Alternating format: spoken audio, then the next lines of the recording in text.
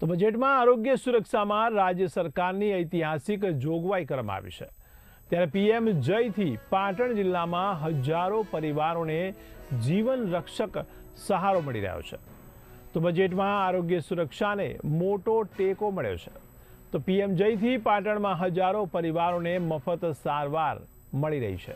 તો રાજ્ય સરકારના 2026-27ના બજેટમાં આરોગ્ય અને પરિવાર કલ્યાણ વિભાગ માટે 25,403 કરોડની જોગવાઈ કરવામાં આવી છે।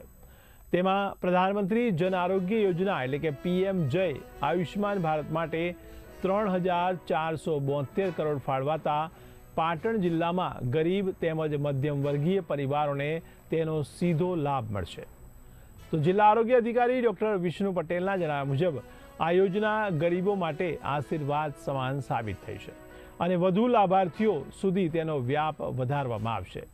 તો પીએમ જય હવે પાટણ જિલ્લામાં મોંઘી સારવાર સામે આર્થિક સુરક્ષાનું એક કવચ બની ગયું છે।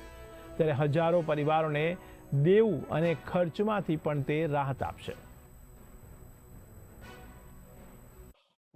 હું ડૉક્ટર વિષ્ણુ પટેલ, મુખ્ય જિલ્લા આરોગ્ય અધિકારી, જિલ્લા પંચાયત પાટણ। માનનીય પ્રધાનમંત્રી શ્રી દ્વારા પ્રધાનમંત્રી જન આરોગ્ય યોજના અંતર્ગત જે કામગીરી 2018થી ચાલી રહી છે તેના ભાગરૂપે આરોગ્ય શાખા જિલ્લા પંચાયત પાટણ દ્વારા વિવિધ પ્રકારની કામગીરી કરવામાં આવી છે।